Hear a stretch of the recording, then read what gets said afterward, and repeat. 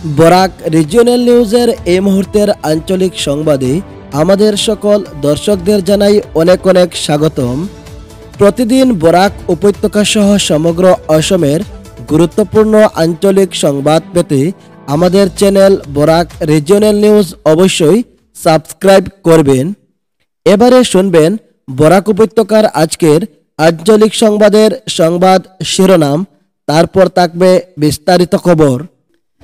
হাইলাকান্দির লালায় 40 কোটি টাকা ব্যয় করে স্থাপন করা হবে জলকেন্দ্র। অসম ক্যাবিনেটের এই গুরুত্বপূর্ণ সিদ্ধান্তের কথা জানালেন অসমের মুখ্যমন্ত্রী ডক্টর হিমন্ত। আজ দেশের বিভিন্ন জায়গায় শোনা যাবে সাইরনের শব্দ। যুদ্ধকালীন পরিস্থিতিতে আপনি কি করবেন, এই নিয়ে চালানো হবে মহড়া। দেশের 244টি এবং অসমের 20টি জেলায় করা হবে এই মহড়া। তবে বরাকের কোনো জেলায় হচ্ছে না মকড্রিল। 1971-এ বাংলাদেশ যুদ্ধের পর এটাই দেশে যুদ্ধ পরিস্থিতি নিয়ে প্রথম এ ধরনের মহড়া হতে যাচ্ছে।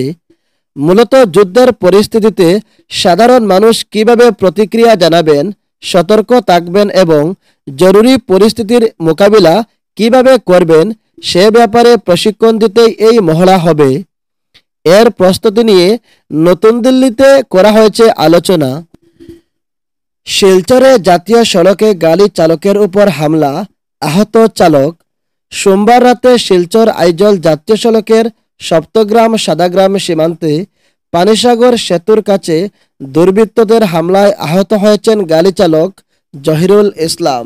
এয়ারগানের মতো কোনো অস্ত্র দিয়ে দূর থেকে ছোড়া গুলিতে তিনি গুরুতরভাবে আঘাতপ্রাপ্ত হন। ঘটনাটি ঘটে সোমবার রাত আনুমানিক 10টার দিকে। এবারে বিজেপিতে যোগ দিচ্ছেন গুয়াহাটি নগর নিগমের 42 নম্বর ওয়ার্ডের কাউন্সিলর মাসুমা বেগম। দিন কয়েক আগে তিনি আম আদমি পার্টি থেকে ইস্তফা দিয়েছিলেন। ওয়াকফ সংশোধনী আইন নিয়ে ভারতে এখনও চলছে প্রতিবাদ। এরই মধ্যে মুসলিমদের পক্ষে দাঁড়িয়ে এবারে সুপ্রিম কোর্টের দ্বারস্থ হিন্দু সংগঠন। বরাক উপত্যকার জনগণের জন্য এবারে খুশির সংবাদ জানালো অসম সরকার। 5 গ্রাম গুয়াহাটি গ্রিন করিডোরের অর্থ মঞ্জুর করেছে অসম ক্যাবিনেট।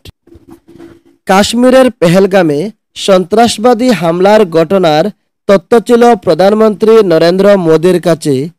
পেহেলগাম হামলার 3 দিন আগে প্রধানমন্ত্রী মোদীর কাছে গোয়েন্দা তথ্য ছিল, তাই তিনি কাশ্মীরে যাননি। এমনই বিস্ফোরক মন্তব্য মল্লিকার্জুন খাড়গের। বন্যায় ক্ষতিগ্রস্ত কৃষকদের আর্থিক সহায়তা প্রদান। 2100 জন কৃষককে সরকারি অনুদান দিল ত্রিপুরা সরকার। কাশ্মীরের পেহেলগামে সন্ত্রাসবাদী হামলার ঘটনার পরে কাশ্মীরে শহীদ সেনা জওয়ান জন্টু আলী শেখের স্ত্রীকে দেওয়া হবে সরকারি চাকরি। সুতির প্রশাসনিক সভায় ঘোষণা পশ্চিমবঙ্গের মুখ্যমন্ত্রী মমতা বন্দ্যোপাধ্যায়ের। পশ্চিমবঙ্গের বনগাঁওয়ে পাকিস্তানের পতাকা লাগাতে গিয়ে গ্রেপ্তার সনাতনী একতা মঞ্চের 2 সদস্য চন্দন মালাকার এবং প্রজ্ঞাজিৎ মণ্ডল। জামিনে মুক্ত হওয়ার পর এই 2 জনকে ফুলের মালা দিয়ে বরণ করলেন বিজেপির বিধায়ক। ভারতীয় জাতীয় কংগ্রেসের সর্বভারতীয় অধ্যক্ষ রাহুল গান্ধী কোন দেশের নাগরিক, ভারতীয় না ব্রিটিশ নাগরিক, সিদ্ধান্ত নেওয়ার জন্য মোদী সরকারকে 10 দিনের সময়সীমা বেঁধে দিল এলাহাবাদ হাইকোর্ট। গুয়াহাটিতে স্থাপন করা হবে মাল্টিমডেল লজিস্টিক পার্ক। এর জন্য গুয়াহাটির কাছে শুরু হয়েছে ভূমি অধিগ্রহণ। এরই বিরুদ্ধে খুব উগরে দিচ্ছেন গ্রামবাসীরা। এবারে লজিস্টিক পার্কের বিরুদ্ধে প্রতিবাদ সাব্যস্ত করলেন 21টি গ্রামের বিভিন্ন জনসাধারণ। পাকিস্তানি সেনার সঙ্গে সম্পর্ক জোরহাটের সাংসদ গৌরব গগৈর স্ত্রী এলিজাবেথের। এই নিয়ে সাংবাদিক সম্মেলনে বিস্ফোরক মন্তব্য অসমের মুখ্যমন্ত্রী ডক্টর হিমন্তের। কাশ্মীরের পেহেলগামে সন্ত্রাসবাদী হামলার ঘটনার পর অসমের বিভিন্ন জায়গায় সামাজিক যোগাযোগ মাধ্যমে পাকিস্তানকে সমর্থন করার অভিযোগে গ্রেপ্তার করা হয়েছে একের পর এক দেশদ্রোহী। অন্যদিকে পাকিস্তানের বনগাঁওয়ে রেল স্টেশনের শৌচাগারে পাকিস্তানের পতাকা লাগাতে গিয়ে গ্রেপ্তার করা হয়েছে সনাতনী একতা মঞ্চের দুই সদস্য চন্দন মালাকার এবং প্রজ্ঞাজিৎ মণ্ডলকে। জামিনে মুক্ত হওয়ার পর এদেরকে ফুলের মালা দিয়ে বরণ করলেন এক বিজেপি নেতাসহ অন্যান্য সদস্যরা। কাশ্মীরের পেহেলগামে সন্ত্রাসবাদী আক্রমণের পর সমাজে হিন্দু মুসলিম দাঙ্গা লাগানোর জন্য পশ্চিমবঙ্গের বনগাঁওয়ের রেল স্টেশনের শৌচাগারে পাকিস্তানের পতাকা লাগাতে গিয়ে হাতে নাতে গ্রেপ্তার সনাতনী একতা মঞ্চের দুই সদস্য চন্দন মালাকার এবং প্রজ্ঞাজিৎ মণ্ডল।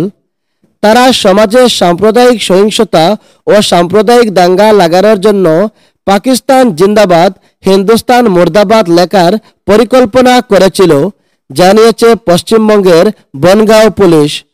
অন্যদিকে সেই দুই দেশদ্রোহী অর্থাৎ চন্দন মালাকার এবং প্রজ্ঞাজিৎ মণ্ডল জামিনে বেরিয়ে আসার পর তাদেরকে ফুলের মালা দিয়ে বরণ করলেন সংগঠনের অন্যান্য সদস্য সহ এক বিজেপির বিধায়ক।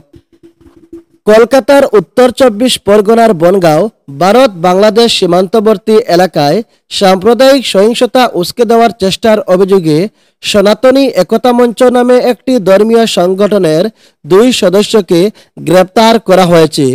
শিয়ালদাহ বনগাঁও সেকশনের একটি রেল স্টেশনের কাছে একটি শৌচাগারের দেওয়ালে পাকিস্তানের জাতীয় পতাকা লাগানোর অভিযোগে এই দুইজনকে গ্রেপ্তার করা হয়েছে। তারা হিন্দুস্তান মুর্দাবাদ এবং পাকিস্তান জিন্দাবাদ স্লোগান লেখারও পরিকল্পনা করেছিল। সামাজিক যোগাযোগ মাধ্যম টুইটারে একটি পোস্টে বনগাঁওয়ের এসপি দীনেশ কুমার বলেছেন, গোপালনগর থানার আকাইপুর রেল স্টেশনের পাশে একটি শৌচাগারের দেওয়ালে পাকিস্তানের জাতীয় পতাকা লাগানো অবস্থায় পাওয়া গিয়েছে। তদন্তে জানা গিয়েছে যে চন্দন মালাকার এবং প্রজ্ঞাজিৎ মণ্ডল ইচ্ছাকৃতভাবে এই কাজটি করেছেন। তারা উভয়ই স্থানীয় বাসিন্দা এবং একটি রাজনৈতিক দল অর্থাৎ বিজেপির সক্রিয় সদস্য এবং সনাতনী একতা মঞ্চের সদস্য।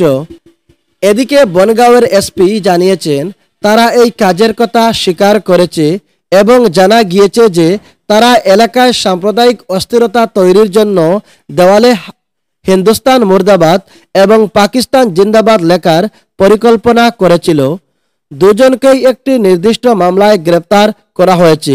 এদের বিরুদ্ধে আরও তদন্ত চলছে। সাম্প্রদায়িক অস্থিরতা তৈরির জন্য যারা এই ধরনের ষড়যন্ত্র করছে তাদের আইনের আওতায় আনার জন্য আমরা কোনো প্রকার প্রচেষ্টায় ছাড় দেব না, জানিয়েছেন বনগাঁওয়ের এসপি। এদিকে বনগাঁও উত্তরের বিজেপি বিধায়ক এবং সনাতনী একতা মঞ্চের একজন সিনিয়র সদস্য অশোক কীর্তনিয়া অবশ্য পুলিশকে অপ্রয়োজনীয় পদক্ষেপের অভিযোগ এনে বলেছেন, পুলিশ মিথ্যা মামলায় লোকজনকে গ্রেপ্তার করছে। এই অভিযোগের পাল্টা জবাবে তৃণমূলের বনগাঁও সাংগঠনিক জেলা সভাপতি বিশ্বজিৎ দাস বলেন, বিধানসভা নির্বাচনের আগে বিজেপি সাম্প্রদায়িক সম্প্রীতি নষ্ট করার ষড়যন্ত্র করছে এবং রক্তাক্ত রাজনৈতিক কৌশল পরিকল্পনা করছে। পুলিশ তাদের দায়িত্ব পালন করছে। এদিকে সনাতনী একতা মঞ্চের দুই সদস্য চন্দন মালাকার এবং প্রজ্ঞাজিৎ মণ্ডল যখন জামিন পেয়ে বাইরে বেরিয়ে আসলেন তখন তাদেরকে ফুলের মালা দিয়ে বরণ করতে দেখা গিয়েছে বিজেপির বিধায়ক অশোক কীর্তনিয়াকে।